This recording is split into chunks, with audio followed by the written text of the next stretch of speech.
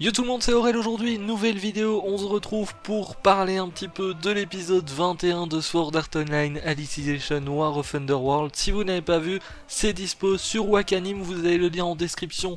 Comme d'habitude, je rappelle aussi, pour ceux qui n'ont pas vu l'épisode 20, il est disponible gratuitement aussi sur Wakanim. Et on va parler un petit peu de cet épisode parce que la dernière fois, on avait eu un combat incroyable contre Miller, mais l'aventure n'était pas tout à fait terminée et il est temps de voir si l'objectif finalement est réussi et surtout ce qui va se passer par rapport à Kirito et Asuna. On en parle tout de suite, mais d'abord générique.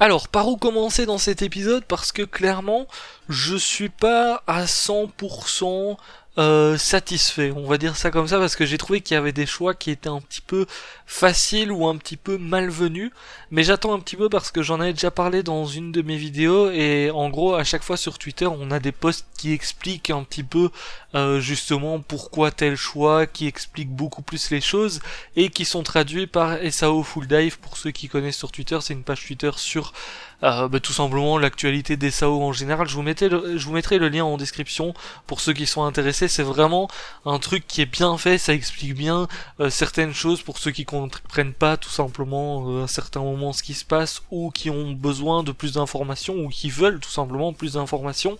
Et bien c'est pas mal expliqué là-dessus et je pense que pour certaines choses je vais attendre justement d'avoir ces posts là parce que je dois avouer que j'ai été un petit peu perturbé, notamment avec le robot et tout, mais on va y revenir après.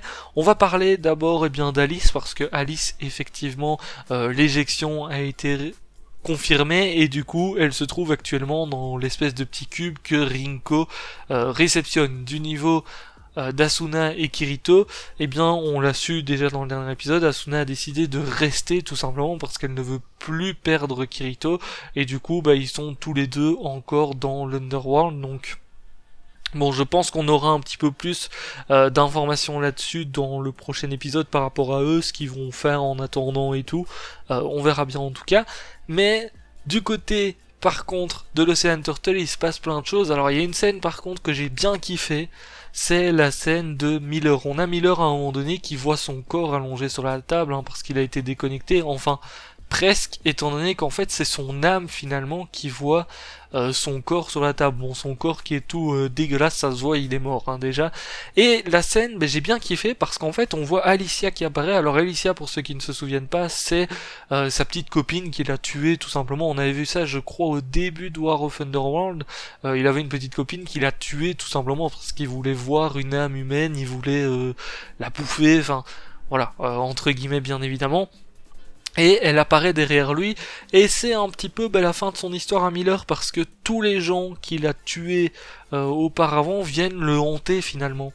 Lui, il est mort, son âme est là, et tous les gens qu'il a tués auparavant viennent l'emporter et tout. J'ai trouvé que la scène était bien faite, franchement. Quand j'ai vu cette scène-là, déjà au niveau de Miller, ça se voyait, il avait peur et tout. Et Miller, on le sait, c'est pas forcément quelqu'un qui a peur rapidement, etc. Sauf que là, le fait de revoir déjà Alicia alors que c'est lui qui l'a tué et tout, c'est vrai que ça lui fait quelque chose, et j'ai trouvé que la scène était bien faite par rapport à ça aussi. Et puis ça conclut bien son histoire finalement. Le gars, il était là, il était prêt à tuer pour voir une âme humaine, on va dire. Et derrière, boum, toutes les personnes qu'il a tuées viennent le hanter par rapport à ça et viennent l'emporter finalement. Donc ça, j'ai trouvé que c'était une scène bien faite pour le coup. Par contre, ce qui m'a un petit peu dérangé, c'est par rapport à la suite. Parce que dans la suite de l'épisode, on a à un moment donné, c'est un petit peu compliqué, on va dire, du côté de Rinko et tout, parce que on a Asuna, Kirito qui sont bloqués actuellement dans l'Underworld, et d'un autre côté, c'est vrai que l'accélération est en cours. Donc il faut absolument faire quelque chose, et à un moment donné, on a un robot qui se réveille tout simplement, et il s'avère que ce robot, c'est Akihiko Kayaba.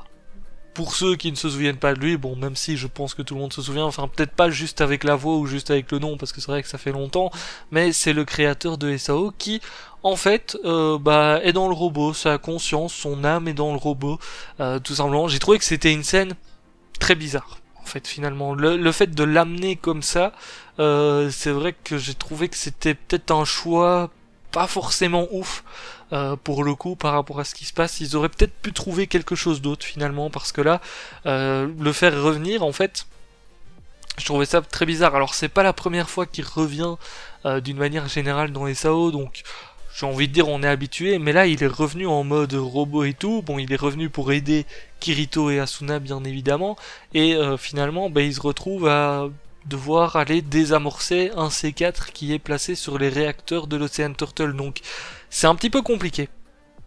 J'ai trouvé que la scène du robot, le fait de revoir Rinko qui parle justement à Kayaba, sachant que elle était amoureuse et tout, c'était plutôt sympa. Ça met une petite fin aussi finalement à leurs histoires. Je pense qu'on n'entendra plus parler de lui, ou en tout cas on le verra plus directement comme ça par l'avenir, Kayaba. Donc la scène à ce niveau-là, c'était plutôt sympa, mais c'est son arrivée que j'ai trouvé un petit peu trop random, hein, finalement, on va dire ça comme ça. Donc je dois avouer que cette scène-là, je suis pas hyper fan de ce qu'ils ont fait, en fait, tout simplement. Je pense qu'ils auraient pu trouver une autre manière, peut-être d'amener un petit peu ça, ou de donner des informations un petit peu plus tôt par rapport à ça. Sauf si j'ai peut-être oublié, hein, peut-être qu'à un moment donné, justement, ils en ont parlé, mais j'ai vraiment pas l'impression, pour le coup, qu'ils aient parlé de Kayaba à un moment donné, et dans le robot encore moins. Donc bon, c'est vrai que la scène n'était pas forcément bien amenée d'après moi.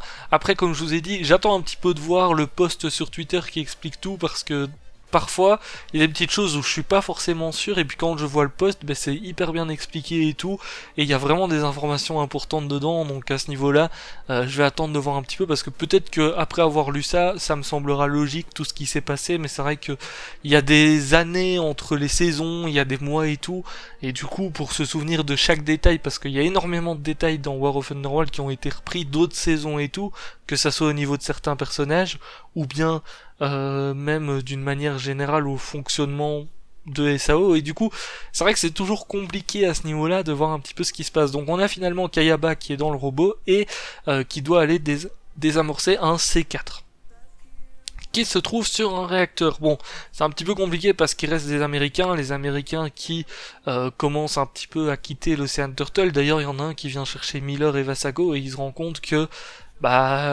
c'est fini quoi, les deux ils sont morts. On a Vasago, son âme a été entre guillemets scellée dans l'Underworld, hein, quand il a été battu par Kirito, et au niveau de Miller, son âme a été emportée par toutes les personnes qu'il a tuées auparavant. Donc c'est vrai que c'est des corps sans âme en fait, et ils sont représentés un petit peu finalement comme des zombies, ce qui est plutôt logique à ce niveau-là, on va pas se mentir.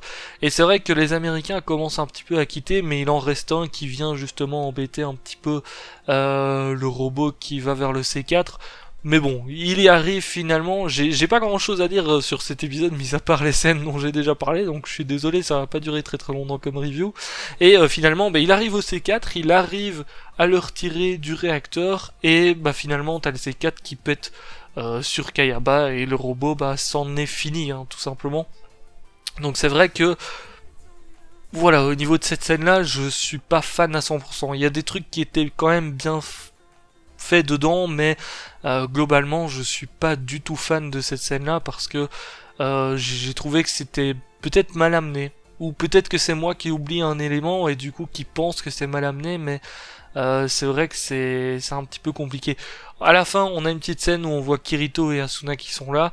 C'est un petit peu un petit moment de bonheur, l'air de rien, parce que il y a Asuna qui retrouve Kirito, qui le retrouve vraiment en dehors déjà de la bataille, et surtout on a Asuna qui a pris la décision de ne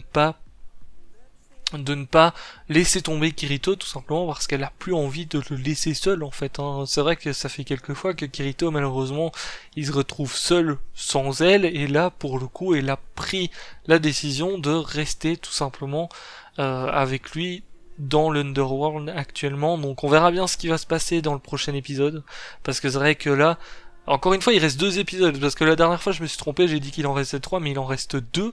Et là, je sais vraiment pas ce qu'ils vont nous sortir, hein, clairement. Mis à part si on les voit parce qu'ils partent à la fin en volant. Alors, mis à part si on voit un petit peu ce qui se passe dans l'Underworld, ce qui pourrait être intéressant finalement après tout ça. peut-être que effectivement ça pourrait être intéressant de voir ce qui s'est passé après la guerre. Est-ce que le Dark Territory ils sont toujours en guerre avec le monde des hommes ou pas? Ça peut être intéressant, mais je les vois mal réussir à faire 2 épisodes là-dessus.